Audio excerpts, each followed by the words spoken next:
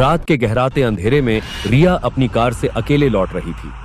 काम की व्यस्तता के कारण उसे देर हो गई थी और शहर की ओर जाने वाला राजमार्ग पूरी तरह वीरान था। चारों ओर सन्नाटा और ठंडी हवा का डरावना झोंका माहौल को और अजीब बना रहा था। रिया ने रेडियो चालू कर दिया, लेकिन सिग्नल खराब था।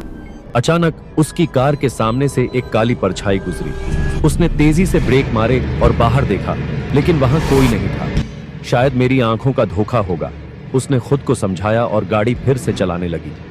पहला डरावना संकेत कुछ मिनट बाद कार की हेडलाइट बार बार झपकने लगी। अचानक गाड़ी का इंजन बंद हो गया। रिया घबरा गई और बाहर निकलकर देखने लगी। उसकी नजर इंजन पर थी। तभी उसे ऐसा लगा जैसे कोई उसके पीछे खड़ा हो। वह तेजी से मुड़ी, लेकिन वहां कोई नहीं था। अचानक कार का हॉर्न अपने आप बजने लगा।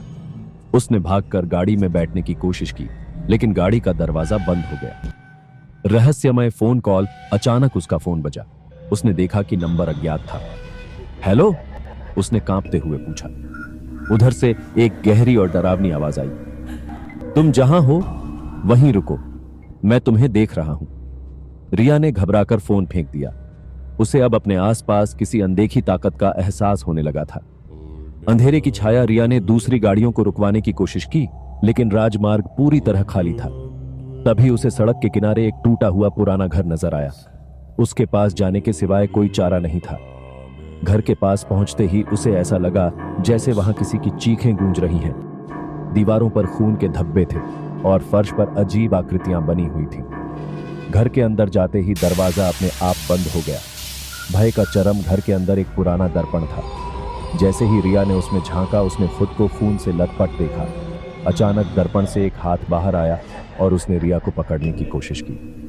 रिया चीखते हुए पीछे हट गई। उसके आसपास अब कई परछाइयां घूमने लगी। वे परछाइयां इंसानी आकृतियों की थीं, लेकिन उनके चेहरे विकृत और डरावने थे। एक परछाई ने गूंजती आवाज में कहा, तुम यहां नहीं होनी चाहिए थी, अब तुम हमारी हो।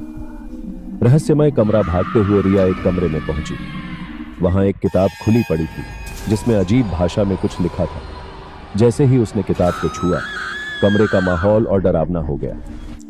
कमरे के कोने से एक वृद्ध और झुकी हुई महिला निकली। उसकी आंखें पूरी तरह सफेद थीं और वह धीरे धीरे रिया की ओर बढ़ने लगी। तुमने मेरी जगह में घुसने की हिम्मत कैसे की? महिला ने गुस्से से कहा। असली रहस्य। रिया ने हिम्मत करके पूछा, तुम कौन हो और ये सब क्या हो रहा है?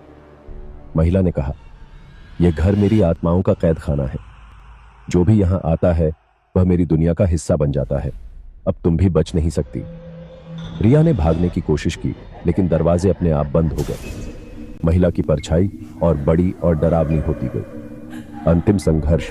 रिया ने किसी तरह किताब के पन्ने पलटे और एक पृष्ठ पर एक मंत्र लिखा पाया। उसने डरते डरते उसे पढ़ना शुरू किया।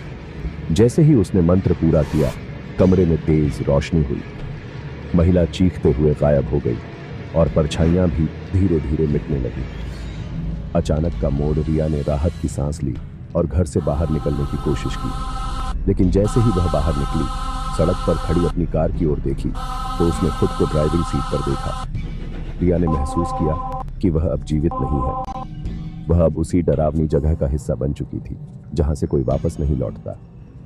दोस्तों, हमारे वीडियो को लाइक, चैनल को सब्सक्राइब जरूर करें और ही इंटरेस्टिंग हॉरर कहानी सुनने के लिए कमेंट में जरूर बताएं।